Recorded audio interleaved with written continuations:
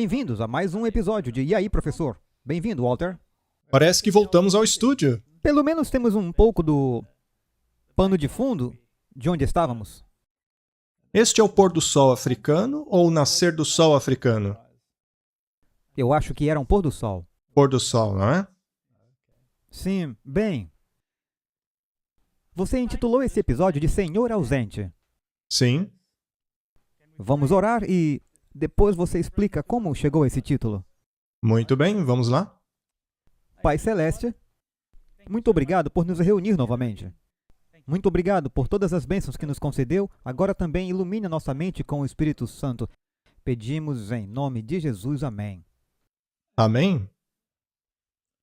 Martin, Satanás acusa Deus de não se importar conosco, de ser um Senhor ausente. Bem, acontece que cada um de nós passamos por lutas nessa vida, chegando até mesmo ao ponto de nos desesperarmos. Bem, a minha esposa escreveu um livro e ela tem pensado, publico esse livro ou não? Publico o livro ou não? O que seria a coisa certa de se fazer? Porque às vezes a gente compartilha certas experiências que fazem as pessoas acharem que estamos mirando os nossos canhões na igreja. Sim, correto. Acontece que isso é a última coisa que a gente quer. Mas, ao mesmo tempo, enterrar a cabeça na terra como um avestruz também não é certo. Porque as outras pessoas também passam por situações que não esperavam passar e, por causa disso, acabam saindo da igreja. Ainda assim, essa é a igreja de Deus. Esse é o povo de Deus. Mas existem lições a serem aprendidas. A gente nunca pode desistir. Então, ela escreveu um livro a respeito da história da nossa vida. Habitando em Lugar Secreto é o título. E, para ser honesto, eu gostei do título. O livro está disponível agora, em inglês. As pessoas podem baixá-lo de graça. Sim, está no nosso site. Os links também estarão na descrição. Incentivamos vocês a lerem. Porque, como você mencionou... E veja, não é algo negativo, mas positivo. Isso mesmo. Em que resultou todas essas experiências? Porque muitas pessoas simplesmente desistem e vão embora. Sim, mas elas não podem desistir. Não desista. Não vá embora. Sair não faz parte do processo de se livrar. Correto. Então, para aqueles que se interessem na história, e, naturalmente, eu não vou contar o livro todo aqui, não é mesmo? E, além disso, tem algumas coisas no livro que, por uma questão de prudência, algumas das histórias nem mesmo foram incluídas no livro. Para isso, seria necessário um outro livro. No céu, a gente conta essas histórias. Verdade. Lá vai ser muito melhor, porque a gente vai rir de tudo. Não haverá Não ressentimento. precisamos fazer isso porque Deus enxugará todas as lágrimas. Sim, no Mas fim pelo tudo vai menos dar certo. Isso não será mais um problema, certo? Mas isso se relaciona novamente porque, obviamente, na sua vida você nunca ouviu, pelo menos uma vez na sua vida, Satanás acusando Deus de Senhor ausente? Não, eu já ouvi muitas vezes essa acusação. E ela nos faz pensar. Por que Deus opera dessa maneira? Qual era mesmo o nome daquele filme em que Satanás acusa Deus de ser um Senhor ausente? Quando você me deu esse material para trabalhar e eu vi esse título, imediatamente, porque, infelizmente, eu assistia esse filme quando eu ainda não era adventista e ainda assistia Eu filmes. não recomendo que as pessoas o assistam. Não, por favor. Ele é uma distorção tremenda. Sim, porque o nome do filme era Advogado do Diabo, com Al Pacino e Keanu Reeves. E o Al Pacino retratava o demônio. E no filme, uma hora, ele grita sobre esse senhor ausente.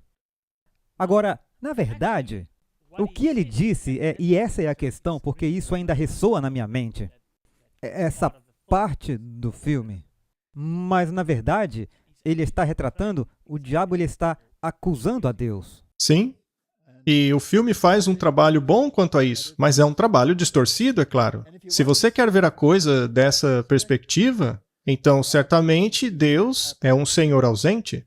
Afinal, por que o deísmo veio à existência? E lembre-se, até mesmo o Guilherme Miller, Sim, Guilherme Miller. ele mesmo era um deísta, e mesmo todas as pessoas de influência no tempo dele eram deístas. Sim, e basicamente isso traz luz. Sim, eles eram os iluminados. E muitas das pessoas envolvidas no governo dos Estados Unidos e na Constituição eram deístas. E o deísmo retrata Deus como sendo um senhor ausente. Por que as pessoas pensam assim? Elas pensam assim porque esse mundo está uma bagunça. Está tudo uma bagunça. O senhor desse planeta não estaria cuidando dele. Ele apenas o abandonou. E essa é a acusação do demônio. Naquele filme, o diabo diz que ele está colocando a mão na massa, ele está ocupado com as coisas desse mundo. Mas, por outro lado, Deus lá em cima, ele não está nem aí para o que acontece aqui. Agora, existe uma coisa que nega essa ideia do Senhor ausente. E essa coisa é a cruz. Exatamente, e isso mostra exatamente como Deus está intimamente envolvido. Correto?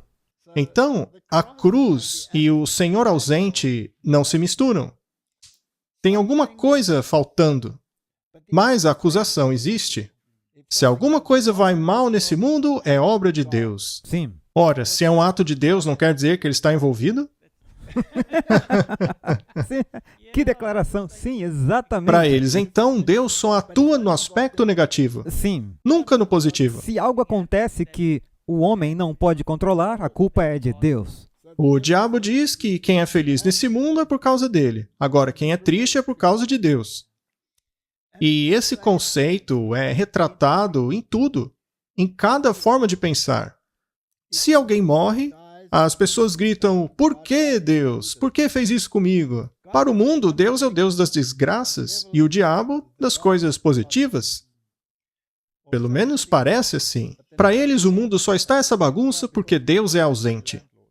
Você entende a questão? O tempo todo. O tempo todo a acusação volta, a culpa é sempre de Deus. É sempre culpa de Deus. Então, eu pensei dessa vez que talvez a gente pudesse falar um pouco a respeito desse conceito do Deus ausente. E deixa eu pegar aqui o meu controle remoto. Vamos lá. O título de hoje é Um Senhor Ausente. Aqui estão alguns pensamentos. A lição mais importante que temos que aprender a fim de chegar ao céu é compreender a raiz do pecado. O pecado é um intruso e ele precisa ser expurgado. O pecado é um destruidor de relacionamentos e, portanto, é contrário ao princípio do amor. A Bíblia diz que Deus é amor. Então, o pecado é um intruso, não é verdade? Porque é contrário ao princípio do amor. A raiz de todo o pecado é o egoísmo. A raiz de toda bondade é a abnegação e a humildade. Estes são os aspectos que você encontra em Deus, que é sempre retratado como vilão. Em todos esses filmes e em todo o material ocultista por aí. A Madame Blavatsky diz isso claramente, que Deus é o culpado de tudo. Ele é o perverso, ele é a serpente. Ela inverte as coisas, não é? Então, não precisamos de falsa humildade, mas de humildade verdadeira. Todos os relacionamentos operam em um princípio, que é o princípio do amor. Mas é interessante como o diabo distorce o amor. Hollywood, por exemplo, retrata o amor como eros, paixão, de onde a palavra erotismo é retirada. Então, amor para Hollywood é eros. Essa palavra nem é mesmo mencionada na Bíblia. Você tem Phileo, de onde vem a palavra Filadélfia, amor fraternal. Você tem Ágape, que é o amor abnegado, que, aliás, esse mundo sequer reconhece. Os gregos antigos nem reconheciam o amor ágape. Mas na Bíblia, essa é a maior forma de amor. Sim, sim. Curiosamente, o mundo sequer reconhece essa qualidade. Então, precisamos da verdadeira humildade. Todos os relacionamentos operam em um princípio, que é o princípio do amor. É outra sensibilidade observada. Sim. O amor é um princípio, não é um sentimento. Ao mesmo tempo, ele não é destituído de sentimento, é claro. Todos temos sentimentos, mas eles não devem ser o nosso guia. O princípio deve ser. Sim, a sequência deve estar certa. Sim. É como os mandamentos e as obras. Você não precisa das obras para ter fé. Você tem a fé e, a partir dela, vem as obras. Deus, em sua sabedoria, colocou o cérebro acima de tudo, aqui no topo, e a boca debaixo do cérebro. Não é verdade? Então, o cérebro deveria controlar o que a boca diz. Exatamente. E logo abaixo vem o estômago. E quanto mais você vai descendo no corpo, parece que as coisas têm mais poder, não é? Mas deveria ser o contrário. Tudo deveria ser controlado pelo princípio. Todos precisamos de um grande reset. É verdade, todos precisamos. Então, todos os relacionamentos são construídos sobre o aspecto do amor. Mas, às vezes, você tem que domar a paixão para conseguir elevar o princípio. Sabe, Martin? Se você... Vamos usar um exemplo aqui. Veja uma pessoa paciente que está domando um cavalo selvagem. Quando ela entra naquela arena e ela tem que treinar aquele cavalo que dá coice em todo mundo, que ninguém quer trabalhar com aquele cavalo. O chicote não resolve, apenas o torna pior. E aí você pega essa pessoa que é paciente com cavalos. E esta pessoa começa a domar aquele cavalo. A domar, a domar. E, eventualmente, o cavalo vai até aquele domador ou domadora e coloca sua cabeça próximo à cabeça dele. Isso é relacionamento, mas o relacionamento não existe antes de o temperamento ser domado. Se você pega um cachorro que sofreu abuso, aqueles cachorros inseguros que ficam no canto com a orelhinha caída, o rabo entre as pernas, com medo, tremendo, esse é o outro oposto, não é? Isso é o oposto de um espírito agressivo. E nada funciona com esse cachorro a não ser a paciência, o amor, a bondade. Na verdade, é o mesmo remédio. É o mesmo remédio. E, eventualmente, ele levanta as orelhinhas, abana o rabinho, chega mais perto da pessoa e passa a confiar na humanidade. E quando menos se espera, ele está brincando, correndo atrás das coisas, latindo. É assim que funciona. Então, o amor é princípio. E se o amor não controla as paixões e os sentimentos, então as paixões e os sentimentos vão reinar e o princípio desaparecer. Essa é uma explicação muito boa. Em ambos os lados, como você mencionou. Então, tudo no aspecto de como usamos os nossos sentimentos tem que estar em harmonia com o amor e então tudo estará equilibrado. Correto? E se você pode trazer esse aspecto para qualquer outra coisa, por exemplo, adoração, quando os sentimentos começam a controlar a adoração, você termina com características que deixam as pessoas até mesmo enojadas. Não é verdade? Em Gênesis 3, 22, nós lemos: E disse o Senhor Deus, eis que o homem é como um de nós, sabendo o bem e o mal. Ora, para que não estenda a sua mão, e tome também da árvore da vida, e coma e viva eternamente. Muito bem, Martin. O que Deus fez foi impedir o homem de comer da árvore da vida, e assim ele passou a estar sujeito à morte. Mas isso não quer dizer que Deus o rejeitou. Porque ele deu a promessa da redenção. Nós já falamos sobre isso. Então, vamos avançar a partir daqui. Agora vamos tocar no assunto do Deus ausente. Bem, se ele estava tão preocupado com a humanidade, a ponto de preparar um plano em que ele mesmo se sacrificaria para salvá-la, como pode então encaixar essa ideia do Deus ausente? Tem algo aí que não bate, né? É isso mesmo. Muito bem. Façamos algumas perguntas. É muito bom passarmos tempo com algumas perguntas. Eu gosto de perguntas.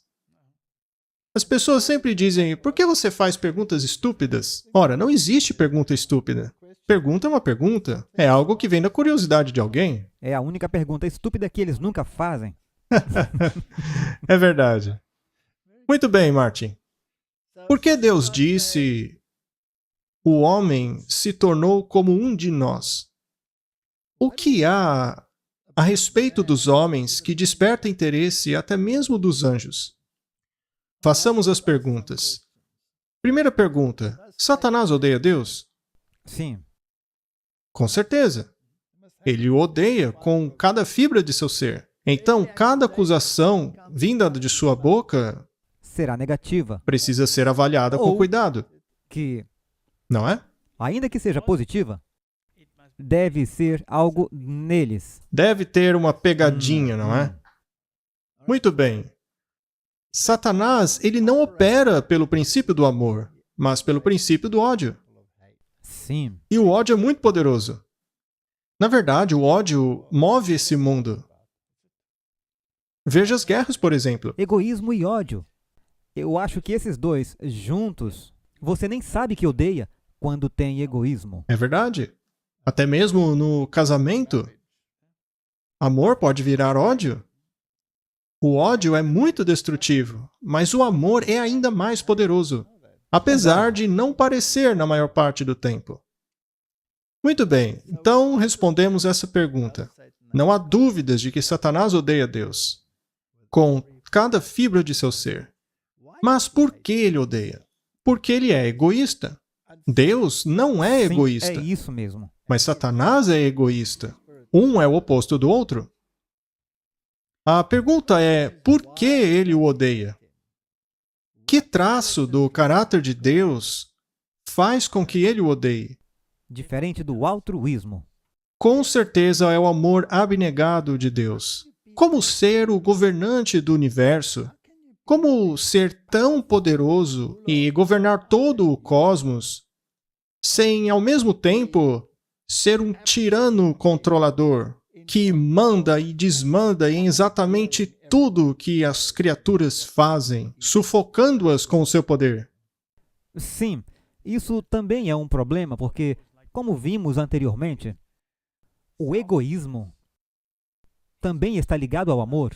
Essa é a definição. E é por isso que ele odeia. Porque ele não pode, ele não quer. O que é esse amor? Na verdade, você é um fraco. É um empurrão quando você está cheio de amor. Parece que as pessoas adoram um tirano até verem o resultado da tirania. Aí passam a odiá-lo Só por enquanto. e aí escolhem o próximo. Exatamente. Por que funciona assim? Porque Satanás governa o mundo. Quando a gente observa alguns desses países comunistas, nos quais, quando o ditador chega, todo mundo tem que levantar e aplaudir igual loucos. Do contrário, eles te jogam na cadeia, não é? Na melhor das hipóteses. Então, esse é o tipo de poder que as pessoas querem numa crise. A democracia é a etapa final antes da tirania, dizem eles. E nós estamos nesse ponto agora. A democracia tem chegado ao seu fim e estamos chegando no limiar do controle absoluto. A única coisa que a humanidade quer é a tirania. E eles vão escolher isso. E ela vai escolher isso. E o resultado é sempre devastador. Isso, distração. Não tem sido assim ao longo da história? Isso mesmo. Mas a história tende a se repetir. Com certeza. Muito bem. Então, você concorda, não é, Martin, que o diabo odeia Deus? Isso porque Deus não é egoísta. Satanás o odeia porque ele não é egoísta. Ele é humilde.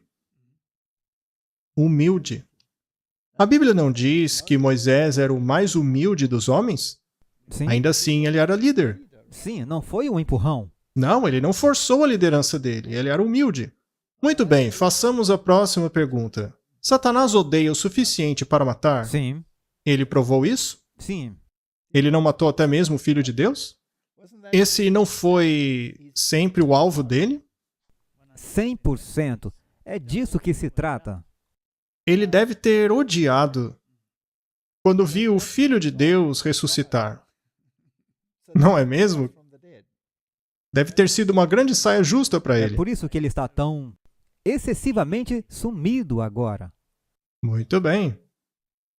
Agora vamos para as perguntas mais profundas. Por que Deus é um Senhor ausente? Por que ele disse que ele deveria ir embora?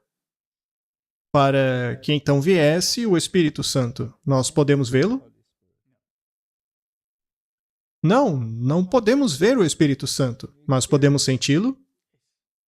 Podemos experimentar o Espírito Santo. Que Mas está onde está Jesus? no céu? Então ele é um Deus ausente? Sim, mas ele concorda Um como representante. representante. Muito bem.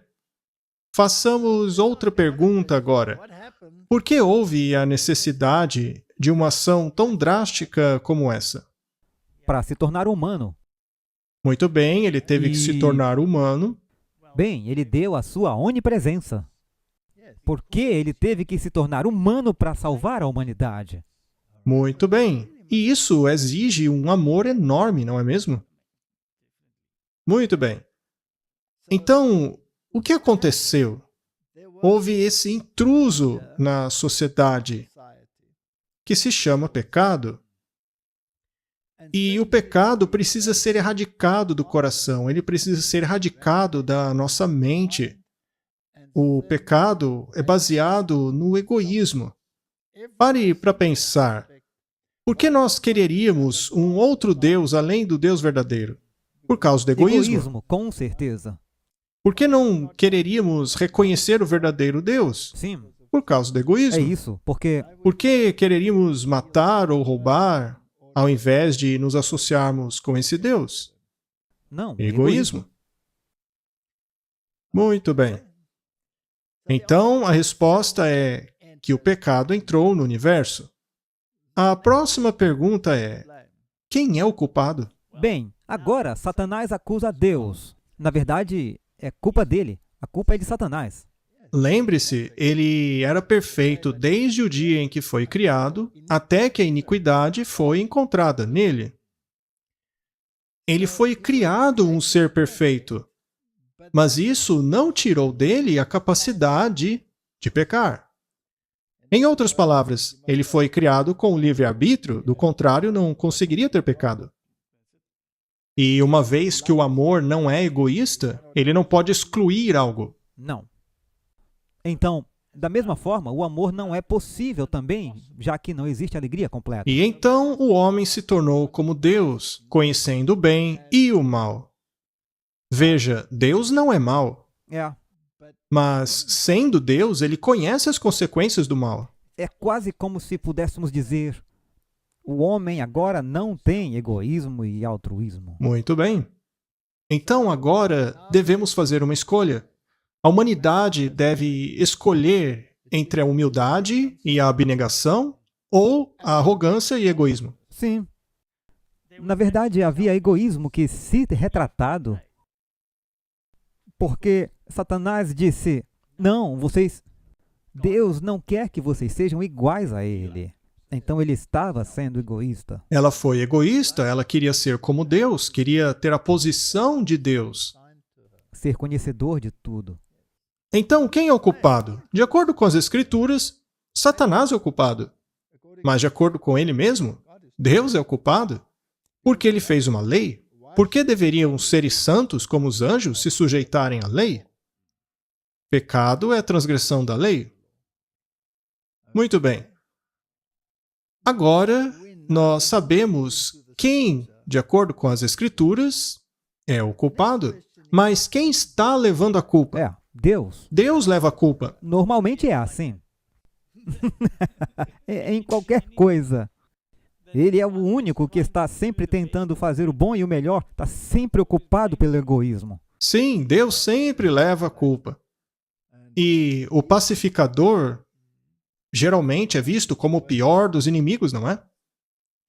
Experimente só apaziguar uma briga de casamento. Você se torna um inimigo.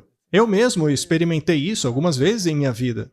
Você tenta acalmar as coisas, fazer as pessoas raciocinarem de maneira imparcial, mas rapidinho você se torna o inimigo.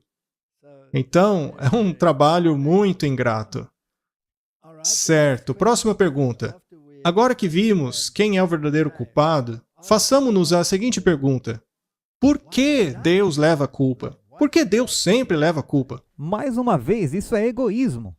Porque eles não querem o amor ou o altruísmo que Ele dá. Será que nós fomos criados para sermos meros bajuladores? Não. Não, exatamente não. Ou fomos criados para termos um relacionamento? Exatamente. E então, com essa experiência, a maravilhosa bênção que o amor e o altruísmo dão. Martin, como é ser criado para ter um relacionamento com Deus? Depende de que Deus estamos falando, não é? Sim. Disso depende se você vai querer ter um relacionamento. Então você vê isso, Ele quer, se você consegue entender que Ele quer o melhor para você, então você verá que os 10 mandamentos não estão ali para te impedir de ter alegria e vida. Na verdade, estão ali para te dar alegria e vida. Muito bem, então depende de que lado da equação você está. Se você está lidando com alguém que é totalmente abnegado, quem é o beneficiário? Você. Tá, e se você está lidando com alguém que é totalmente egoísta, quem é o beneficiário? Você. Muito bem. Certo. Sendo assim, por que Deus leva a culpa? Bem, para começar, porque Ele é o Criador. Sim. Os filhos não dizem, eu não pedi para nascer, Sim. não é? Mas por que eles fazem essa pergunta? E quando fazem essa pergunta? Quando eles normalmente estão em problemas. Quando eles fizeram alguma bobagem. Quando eles transgrediram uma regra, eles dizem, Eu não pedi. eu não pedi para nascer. Ou então, quando você pede para eles lavarem a louça, ou ajudar na casa, ou seja lá o que for. Eu não pedi para nascer. Você acha que eu sou seu escravo? Mas não, é para ser uma comunidade. Nós temos que trabalhar juntos. Mas eles dizem essas coisas para gente. Muito bem. Então a culpa, ou melhor, a acusação, parte do transgressor ou ela parte do Criador? Do transgressor. Estamos chegando a algum lugar, Martin? Sim, nós podemos ver porque toda essa grande controvérsia continua. Parece que estamos vivendo num jogo de acusação, não é? Eu sempre dou risadas quando eu leio esse trecho de Gênesis. Quando Adão e Eva transgridem. Ninguém assume a responsabilidade, eles ficam culpando um ao outro, você percebe? O tempo todo, não é? Tá, mas por que Deus leva a culpa? Por que Ele permite isso? Pare para pensar, se Deus fosse mesmo um tirano, Ele não permitiria essa acusação. Exatamente. Não é? É como se as pessoas, como você mencionou antes, quisessem um ditador. Eles gritam contra ele, mas daí, como você disse, na próxima eleição eles dizem, nós queremos ele de volta. É verdade. Muito bem. Nós fizemos algumas perguntas então, mas a grande pergunta é, por quê? Por que Deus é um Deus ausente? O que Deus ganha sendo um Senhor ausente? Ele definitivamente não está fazendo isso por causa de indiferença. Não, e também não é por causa de falta de consciência. Porque a cruz nega esse argumento. Porque esse é o problema. As pessoas dizem, ok, Como você disse, olha o que está acontecendo.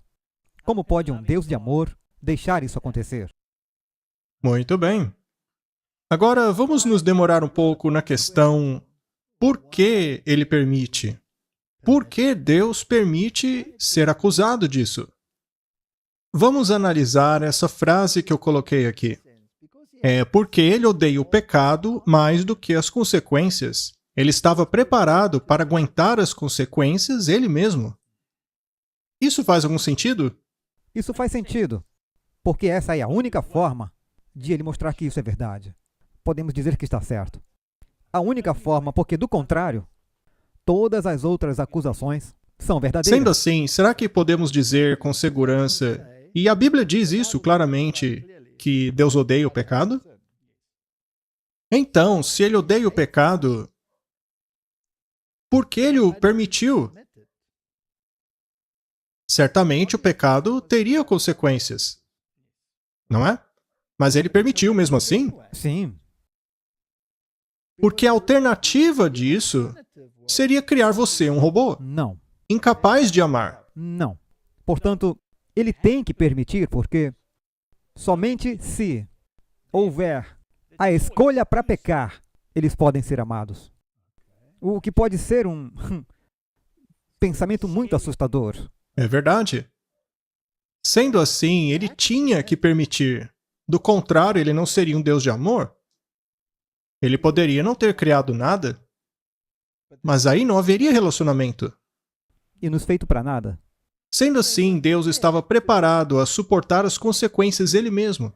Isso não nos mostra que Deus deseja relacionar-se? Sim, na verdade é por isso que ele cria. E esse desejo por relacionar-se de Deus era tão grande que ele foi capaz de morrer por isso. É profundo, não é? O desejo de Deus por relacionar-se era tão grande que ele estava pronto a morrer por isso. Agora, se você quer tanto um relacionamento a ponto de morrer por ele, por que ele seria um senhor ausente?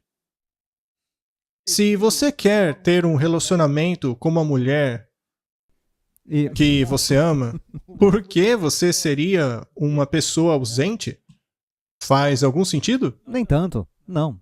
É que Tá bom. Estamos analisando alguns pensamentos profundos aqui. Eu espero que as pessoas compreendam Bem- aonde queremos chegar. Bem, se você entender dessa forma, isso vai mostrar a você se ela realmente lhe ama. Se você mantiver essa distância, Ok? se ela pode continuar mantendo o amor da sua vida, se ela se mantiver fiel a você, mesmo que você se abstenha dela. Muito bem, vamos considerar a situação de uma guerra. Se você é tomado para lutar numa guerra, e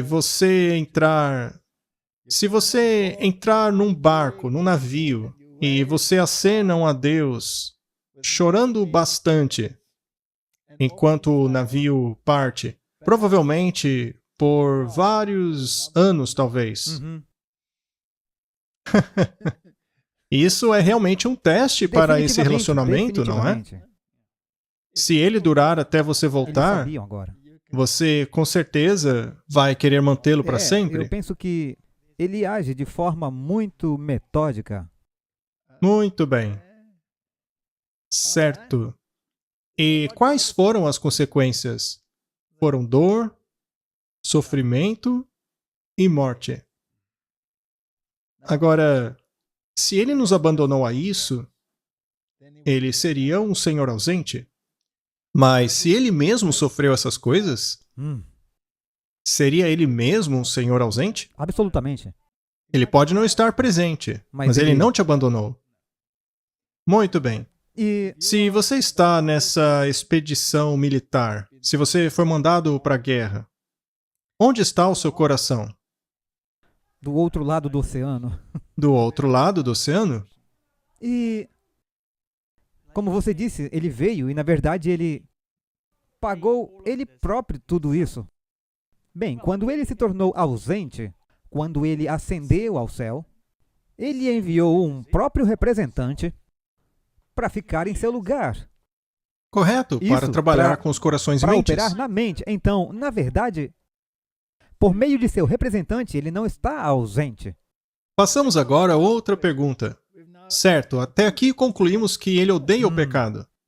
Isso significa que ele odeia o pecador? Não. Não.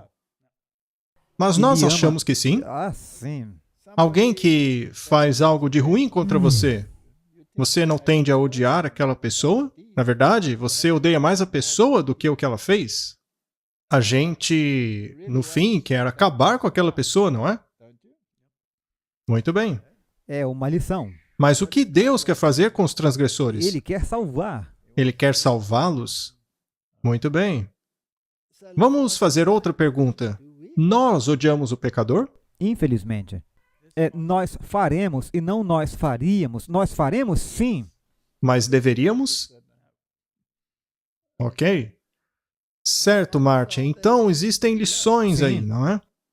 Agora, quanto nós odiamos o pecador? Nós odiamos o pecador o suficiente para matá-lo?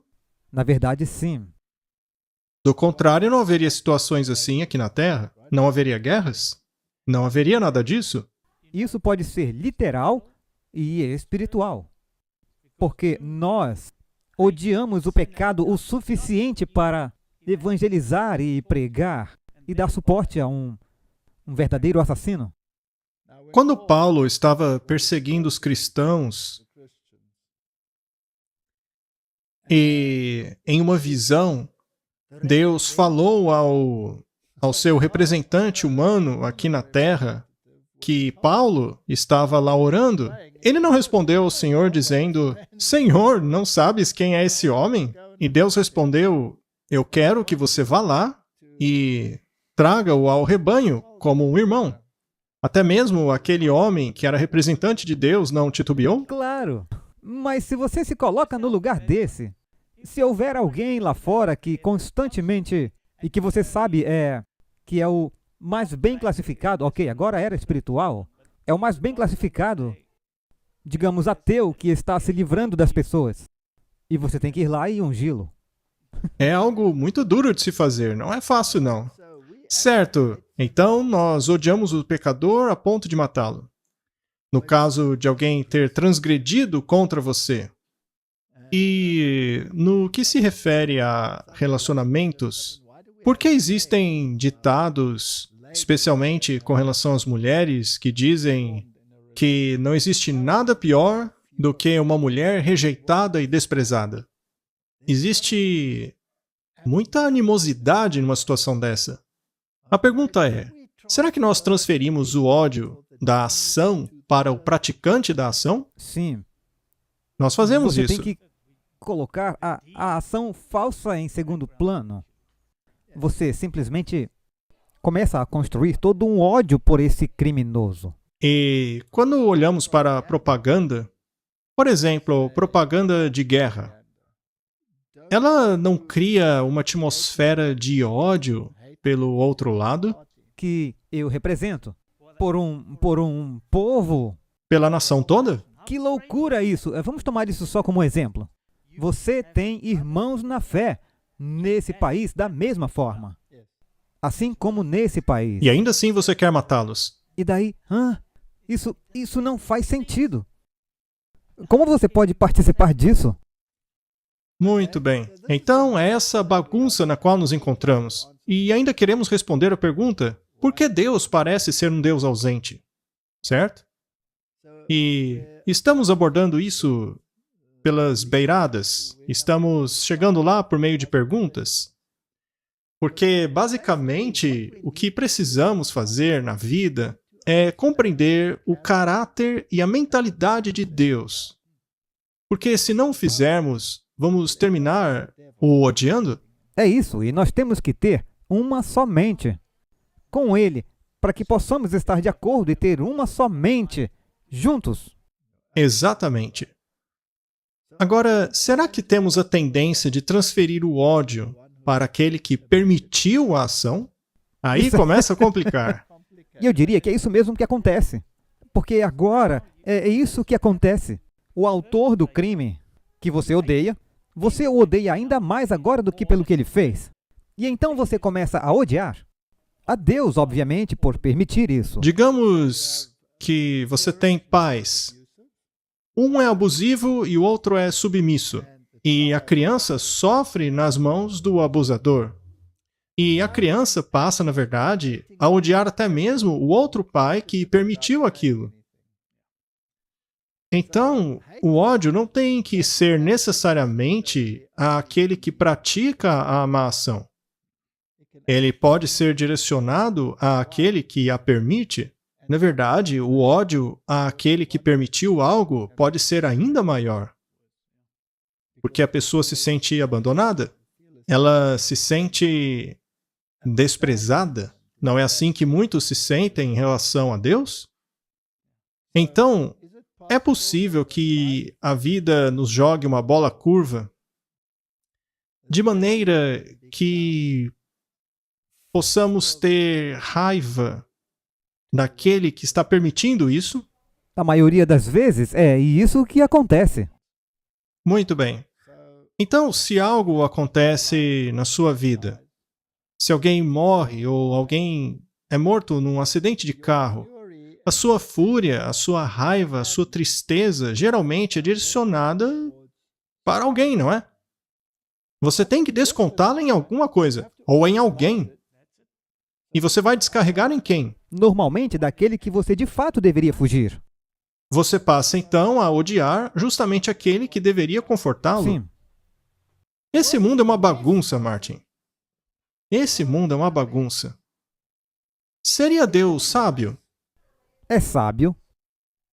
Certo, a Bíblia diz assim. Será que a sabedoria de Deus está sendo questionada aqui? Ah, sim. Definitivamente. Muito bem. Vamos fazer a seguinte pergunta. Nós jogamos esse jogo de acusação? Com certeza. Ninguém... As coisas começaram assim, bem lá É com isso. Adão e Eva. Você mesmo disse isso aqui, não é? É, A culpa foi da essa- mulher, a culpa foi da serpente, a culpa foi do Senhor. Exato. O tempo todo a culpa é dele. Seja lá o que acontecer, a culpa é de Deus. E Quando Adão disse a mulher que o Senhor me deu, a quem ele acusou? Deus. Não foi a mulher? Não. Deus. Foi contra Deus. A serpente que você criou, Deus de novo. culpa de Deus. Nunca é culpa da serpente ou de ninguém, é sempre culpa de Deus. E nunca é culpa sua. Não. É um jogo de culpados. Sabe, você acabou de perguntar o quanto tudo começaria a melhorar se todos começassem a assumir sua responsabilidade, sem se esquivar da culpa. Muito bem. Certo. Agora, se tivesse um juiz que pudesse discernir todas as coisas e manter tudo em controle total o tempo todo, não seria melhor? Não precisamos de um tirano, Martin? Sim, Não precisamos de alguém forte que resolva tudo na marra? exatamente. O mundo não procura por isso? Sim. O mundo está em busca de alguém que possa levar a E culpa. eles vão achar um? Muito bem. A quem eles vão acusar? A quem o mundo acusa? Culpam a Deus de novo. Deus é Terminam. sempre o culpado, né? Muito bem. Estamos quase chegando lá. Então, esse Senhor ausente, na verdade, não deixa de ser representado. Ele é representado pelos seus representantes. Ele deu o dom do Espírito Santo e, através do Espírito Santo, ele tem transformado pessoas para serem representantes dele. Então, ele não está sem representantes aqui. Ele só não está fisicamente presente. Mas ele não está sem representação. Correto?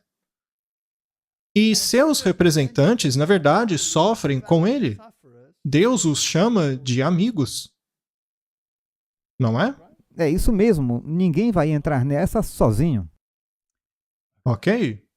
Agora, por que Deus escolheria ser representado por representantes ao invés de ele mesmo se apresentar? Bem, ele escolheu. É verdade. Ele fez isso por um período curto. O mundo gostou? Não. Eles odiaram. Por que o mundo o odiou? Eu não sei, porque eles não o queriam aqui. Por que o mundo não Na queria verdade, Deus aqui? eles não... É porque Deus é abnegado e o mundo é egoísta? É isso mesmo. De novo, a mesma coisa que aconteceu no céu. Na verdade, se repetiu na terra. Muito bem, vamos dizer que ele venha de novo, na forma de um humilde servo para este mundo. Como o mundo reagiria? A mesma coisa. Vão fazer a mesma coisa. O mundo reagiria da mesma forma. Então, se ele estivesse aqui constantemente, quantas vezes o mundo já o teria matado? Não, eles constantemente. Mas se ele viesse como um tirano, eles o amariam. Ah. Essa é uma questão séria, Martin. Quero dizer, é por isso que, na verdade, eles pensaram que ele, até mesmo seus discípulos, queriam que ele assumisse o trono e se livrasse de todos eles. Muito bem. Será que os seus representantes estão sofrendo? Seus representantes estão sofrendo? Quer dizer então que Deus mandou outras pessoas sofrerem no lugar dele? Bem, na verdade, não. Eles apenas mostram que ele é digno. Porque eles dizem que eles vão, e é o que as pessoas estão fazendo por ele. Acho que estamos chegando em algum lugar agora. Tá bom. Se ele usa os seus representantes que sofrem como ele mesmo sofreu, eles só podem sofrer como ele se compreenderem a mentalidade de Deus.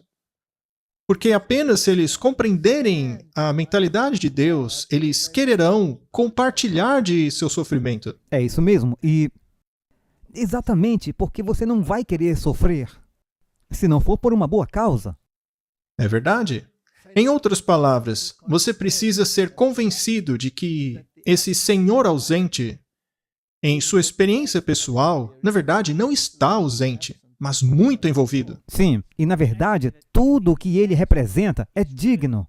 E é o que você também quer representar. Tá, mas se você está do lado de fora desse relacionamento, você pode vê-lo? Não, Tudo que você vê é um Senhor ausente, é isso aí. porque você não vê a presença desse Senhor no sofrimento e atividades de seus representantes. Eu Então acho ele é que... ausente ou não? Não, absolutamente. É porque os que estão em relacionamento com ele, eles entendem seu caráter, eles começam a entender o que significa quando ele é altruísta. Muito bem. João 14, verso 7 diz: Se vós me conhecesseis, também conheceríeis a meu Pai. E já desde agora o conheceis e o tendes visto. Eles viram o Pai, Fisicamente, não. mas viram o representante dele. É isso aí. Mas ele diz, quem vê a mim, vê o Pai. Muito bem. Então, se você quer conhecer Jesus, poderia conhecê-lo através de seus representantes? Sim. Será que temos desempenhado bem esse papel? Ah, não. Martin, você é muito pessimista, viu?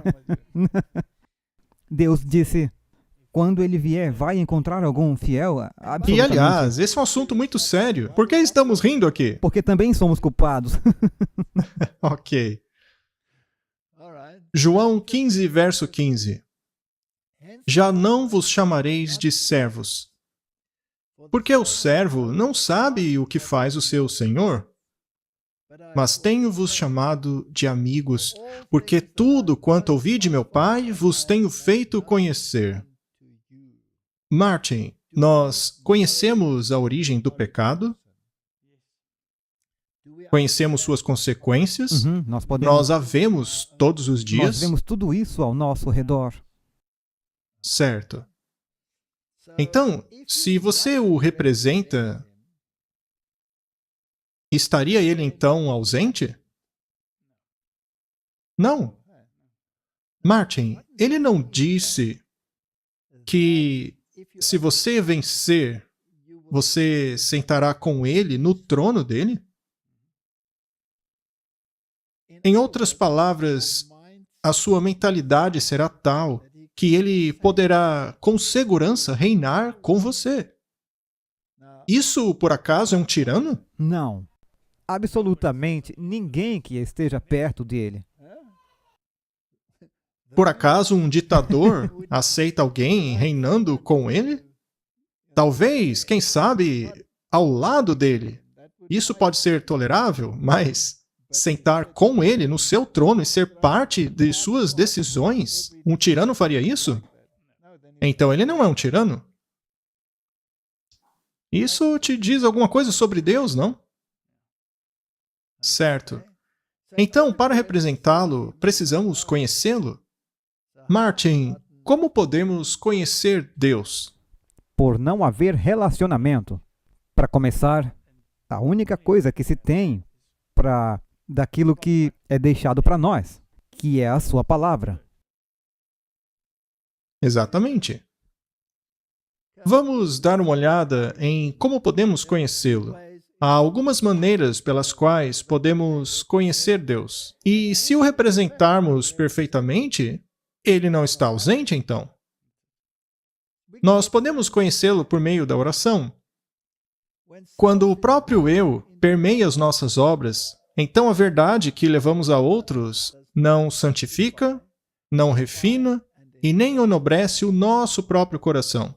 Ela não testificará de que estamos prontos para ser usados pelo Mestre. É apenas pela oração fervorosa que mantemos um relacionamento com Jesus. Comunhão. Isso é ausência ou presença? Definitivamente presente. E por meio desta santa comunhão, as palavras e o Espírito se tornam fragrância junto ao Espírito de Cristo. Todo coração precisa vigiar. Mesmo Jesus, o precioso Salvador, vigiava. A vigilância do próprio eu não pode ser relaxada por nenhum momento. O coração precisa ser guardado com diligência, pois dele saem as questões da vida. Vigiem e disciplinem os seus pensamentos, para que não pequem com os seus lábios. Martin, o representante de Cristo deve ter a mesma mentalidade com relação ao pecado daquele a quem ele representa. Sim, correto. Ele tem que sentir o mesmo. Deve odiar o pecado. Ele também deve ter a mesma mentalidade para com relação ao pecador, do contrário, não o estará representando. Ele deve ter o mesmo caráter, ou do contrário, não será um bom representante. Então, é melhor entrarmos em comunhão com ele, e isso através da fervorosa oração. É assim que nos relacionamos. E você tem que disciplinar seus pensamentos para que você não peque com seus lábios. Mais uma vez está aquela sequência. Muito bem, a mente Pensamentos. acima do resto. Primeiro começa aqui e vai descendo e depois domina tudo ao redor. A segunda maneira de termos relacionamento com Jesus é por meio da palavra. Corramos com perseverança a corrida que nos é proposta, tendo os olhos fitos em Jesus, autor e consumador de nossa fé. Nenhum homem, mulher ou jovem pode atingir a perfeição cristã ao mesmo tempo que é negligente com o estudo da palavra de Deus.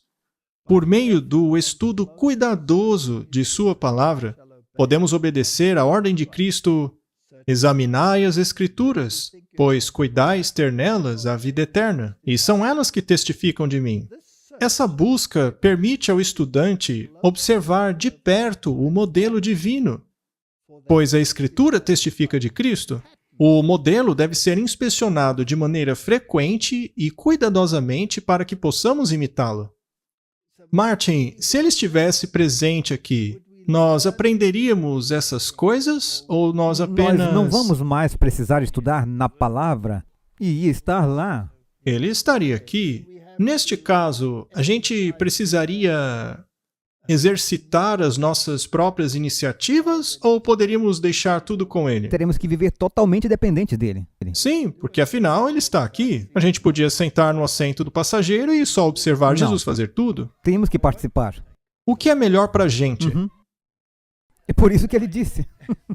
O que é melhor para a gente? É melhor para você que tem que ser um representante.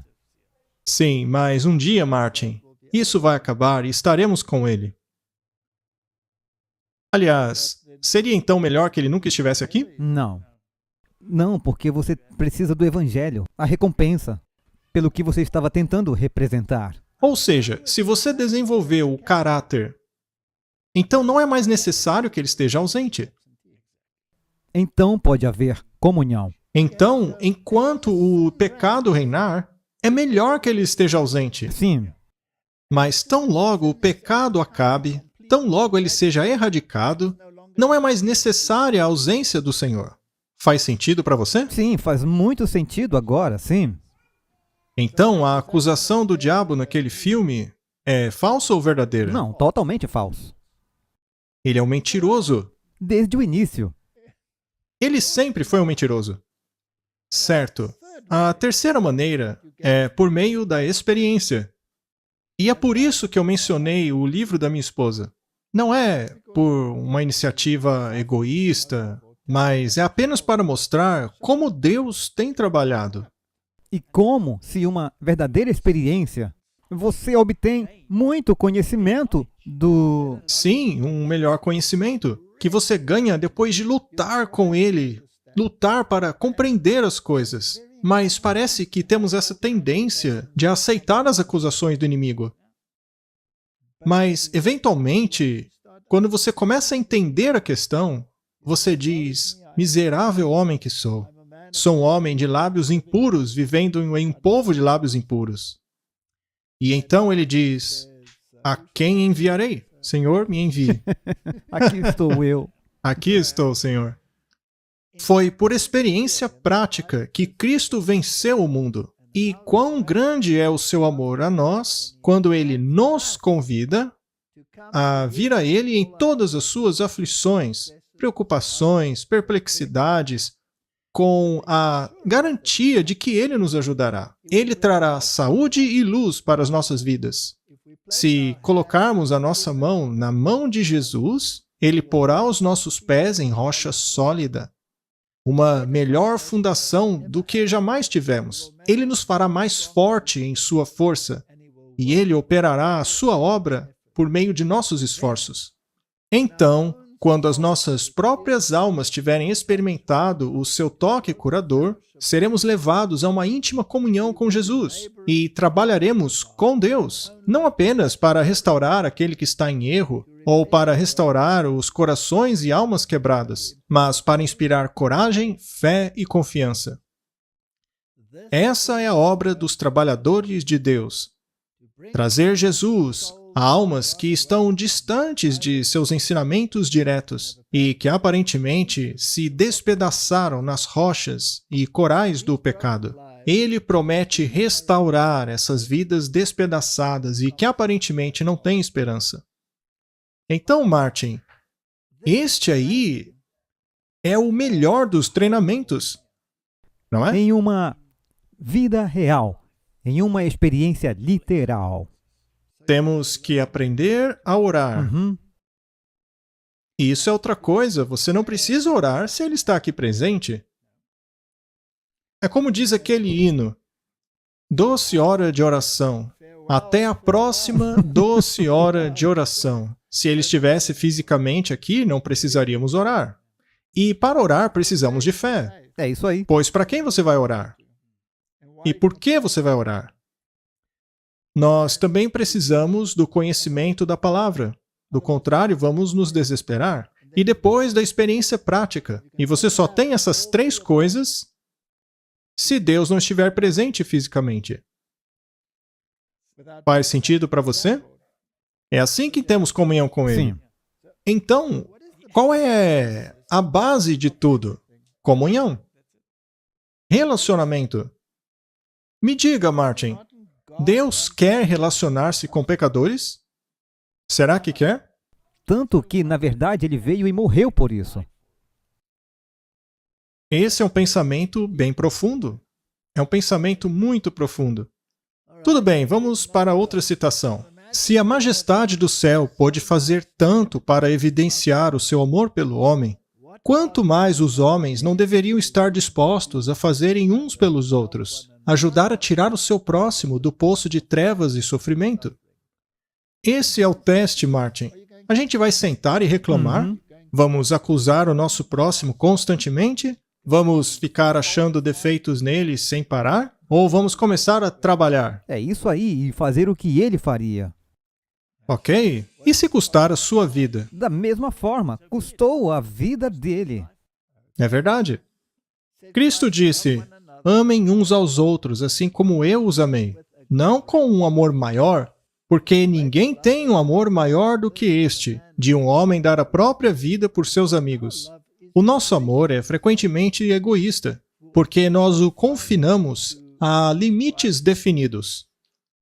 Quando chegamos em íntima união e relacionamento com Jesus Cristo, nosso amor, simpatia e obras de benevolência penetrarão fundo e se ampliarão e fortalecerão com a prática. O amor e interesse dos seguidores de Cristo deve ser tão amplo como o mundo. E aqueles que vivem meramente pelo eu e meu não chegarão ao céu.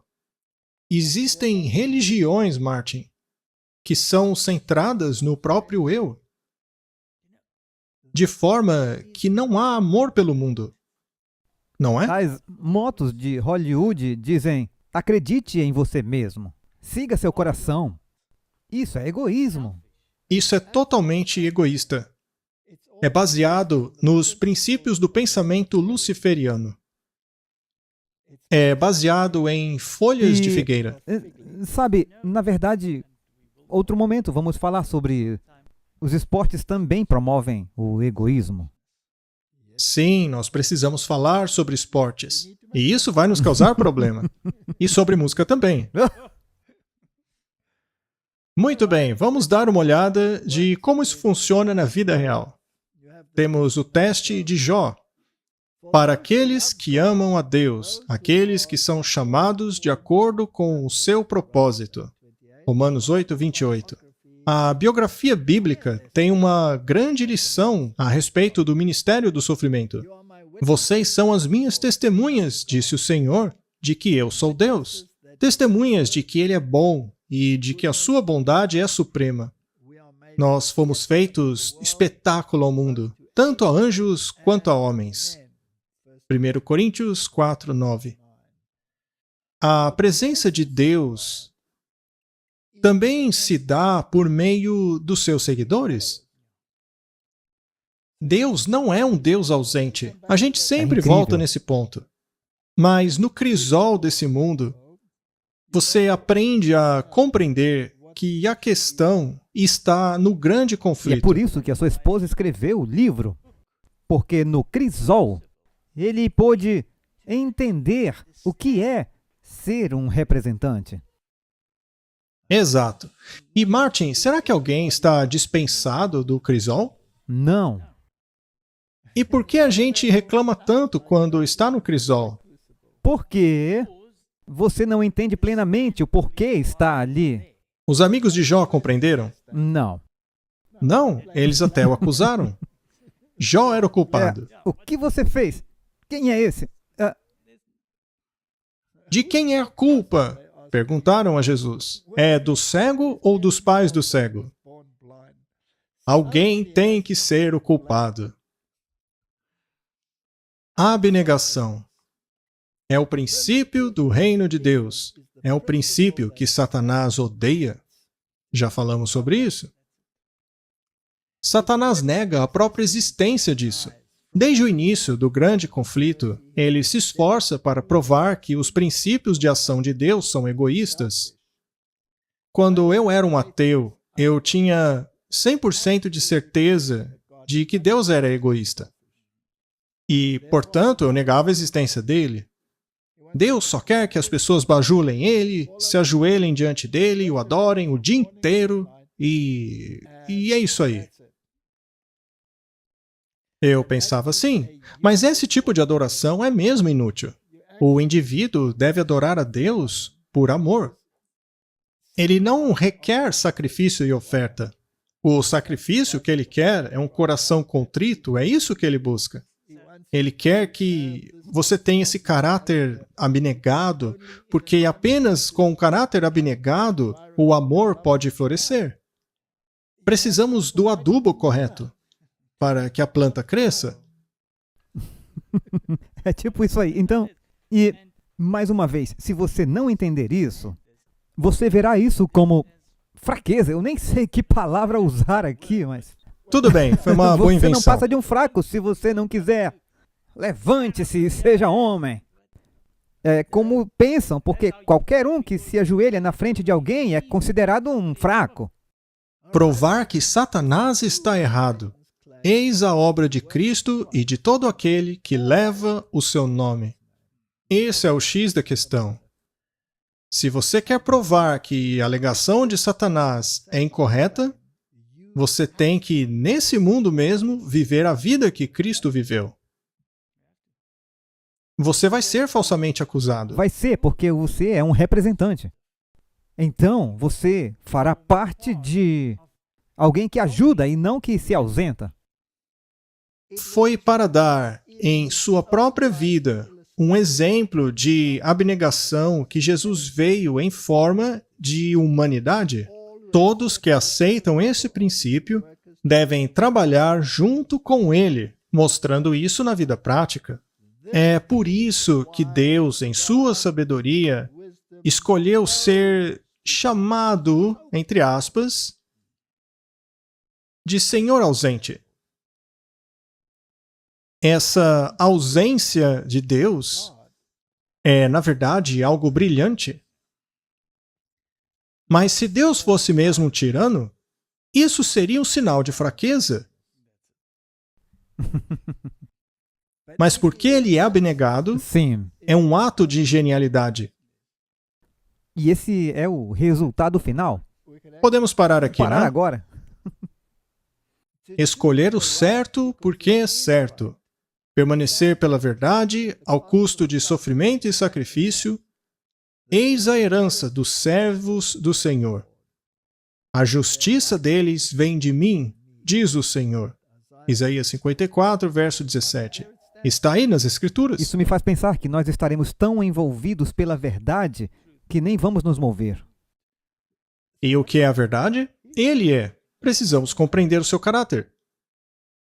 E todas essas questões que estão constantemente bombardeando a mente das pessoas devem ser respondidas. Temos que respondê-las. Mas você pode. Sim, Você só mas tem que... infelizmente você vai sofrer por isso. É isso mesmo. As pessoas não gostam de onde você tirou as respostas. Não. Muito cedo na história do mundo é dado o registro de vida de alguém sobre quem essa controvérsia de Satanás foi travada. Sobre Jó, o patriarca de Uz, estava o testemunho do perscrutador de corações. Não havia ninguém como ele na terra, um homem reto e perfeito, que temia Deus e rechaçava o mal. Contra esse homem, Satanás fez a seguinte acusação: ora, será que Jó teme a Deus à toa? Por acaso não puseste uma cerca em volta dele, da família dele e de tudo o que ele tem? Mas estende a tua mão e fere o que ele tem, e certamente ele te amaldiçoará na tua face. O Senhor disse a Satanás: pois bem, tudo o que ele possui está nas suas mãos, apenas não o mate. Jó foi provado. Ele não acabou mostrando que ele não era um metal barato, mas sim uma pedra preciosa? Então, assim como ele fez com Deus, Satanás virá com as mesmas acusações contra nós. Somos todos Jós. Jó é um tipo. Todos somos Jós. Nós podemos ter o fim que Jó teve. Podemos confiar em Deus, ainda que ele nos mate, ou podemos amaldiçoá-lo e morrer. É uma escolha. Todos temos que escolher isso. Infelizmente, muitos preferem amaldiçoar a Deus e morrer. Uma vez permitido, Satanás tirou tudo que Jó possuía: rebanhos, empregadas, empregados, filhos, filhas. Ele foi afligido com feridas desde a sola dos pés até o topo da cabeça. Mas ainda assim, mais um elemento de amargura foi adicionado ao cálice dele. Seus amigos, entendendo que a adversidade era uma retribuição pelo pecado, pressionaram o seu ferido espírito, o acusando de ter feito algo errado. É por isso que a minha esposa escreveu o livro. Porque as pessoas olhavam para você e, às vezes, em algum problema pelo qual você estava passando, tinham as mesmas acusações que os amigos de Jó. E você tenta ficar firme por Deus e você acaba sendo banido do reino. Basta você dizer em público um verso simples, como no início Deus criou e pum, o mundo acadêmico cai em cima de você, tentando esmagá-lo como um verme. Ouse dizer que o queijo não é apropriado para o estômago humano e o que acontece com você? Diga isso no Junta O Panelas. céu cai. Diga isso no Junta Panelas. Isso foi na época dela. Ela não é a profetisa. O que ela escreveu foi para a época dela. Não importa o que você diga. Você também tem amigos assim. Existem muitos como eles. Aparentemente abandonado pelo céu e na terra, mas ainda assim firme em sua fé em Deus e sua consciência de integridade, em agonia e perplexidade, ele clamou: a minha alma está cansada da minha vida. Quem dera me escondesses na sepultura, que me ocultasses até que a tua ira passasse. Jeremias não disse a mesma coisa? Sim. Eu disse isso muitas vezes. Sim, nós podemos... Eu posso só... Não, tudo aquilo já passou. Eu posso ter 1 minuto a sós. Nós já não dissemos isso em algum episódio aí no passado? Sem dúvida. Às vezes, a gente entra em desespero, não é? Onde está o Senhor de tudo? Eu não aguento isso sozinho. E me pusesses um limite e te lembrasses de mim. Se grito é injustiça, não obtenho resposta. Clamo por socorro, todavia não há justiça. Despiu-me da minha honra e tirou a coroa de minha cabeça. Os meus parentes me abandonaram e os meus amigos esqueceram-se de mim. Aqueles a quem amo tornaram-se contra mim. Tenha misericórdia de mim, tenha dó de mim, ó meus amigos, pois a mão de Deus me tocou. Se tão somente eu soubesse onde encontrá-lo e como ir à sua habitação. Olha só, Martin. Ele está acusando Deus de ser um senhor ausente? Sim. Mas ele não está interessado em Deus, ele está interessado nos seus amigos, pois Deus está ausente. Então ele não desistiu de Deus. Não. Mas a situação estava desanimadora. A gente passa por isso. Com certeza. É uma promessa. Ok? Se vou para o Oriente, lá ele não está. Se vou para o Ocidente, não o encontro. Parece que Deus está ausente aí. Quando ele é mais necessário, ele não está presente. Então, Martin, a reação dele, as declarações que ele fez, não estão corretas? Bem, depende de como vemos isso. É o certo e o errado. Se ele realmente busca a Deus, Deus vai encontrá-lo. Mas naquela circunstância, sim, ele está certo. Então a acusação dele, ou melhor dizendo, os acusadores dele, eram aqueles que estavam errados. Tanto é que Deus os repreendeu depois. Deus não deixou o seu servo naquela situação. Na verdade, Deus estava mais presente naquela situação do que em qualquer outra. E essa é uma lição muito importante. É isso mesmo. Sim, essa lição é importante principalmente no tempo em que vivemos. Veja, aí é que está a coisa. Tem uma parede de fumaça na frente e Deus está atrás dela. Mas Satanás está soprando a fumaça. Hoje nós vemos como que por um espelho. Portanto, temos que perceber que essa fumaça de trevas não vem de Deus. É por eles que nós temos que passar. Muito bem, Martin. Então, por que estamos falando sobre isso? Qual o motivo desse tema? Porque esta é a preparação para o conflito final. Exatamente. Então, estamos sentados aqui e estamos sorrindo, porque percebemos que estamos no mesmo barco. Sim, isso torna a questão tão familiar que a gente acaba dando risada disso. Então, quando eu leio isso, eu começo a perceber que agora eu preciso trabalhar algumas coisas dentro de mim. Então, supõe-se que isso é o que todos aqui deveriam fazer. Preparação para a crise final. Ok. Então, ele está buscando por Deus e não pode encontrá-lo. Quando ele está em ação no norte, não o enxergo. Quando vai para o sul, nem sombra dele eu vejo. Mas ele conhece o caminho por onde ando. Se me puser à prova, aparecerei como o ouro. Ainda que ele me mate, nele confiarei. Jó entendeu a lição? Isso, sim. Sim, ele entendeu. E o que foi que ele entendeu? Que ele estava sendo provado. Você percebeu. Ok, ei, ele não é um senhor ausente. Deus está bem aqui, porque ele está me provando no fogo. Eu sei que o meu Redentor vive, e que no fim se levantará sobre a terra. E mesmo depois que o meu corpo estiver destruído e sem carne, eu verei a Deus. Eu o verei com os meus próprios olhos, eu mesmo, e não outro. Martin, o que você acha? Será que Jó tinha a esperança da segunda vinda? Sim. Uau, e como vai ser lindo, não? Não devemos Ele- ter o mesmo? Exato. Ele não está esperando por isso hoje. Ele está esperando pela segunda vinda. Jó agiu segundo a sua fé.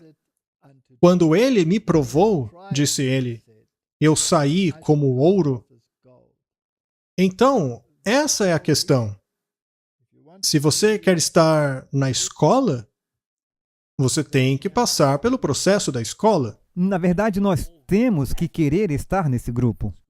Temos que ser como representantes do caráter de Deus, porque Satanás nos acusa de ter uma falsa razão para seguirmos a Você Deus. mencionou algo anteriormente e eu estava pensando agora nesse vai e vem como ouro. Nunca é fácil ir e vir como ouro. É crisol o tempo todo, é purificação.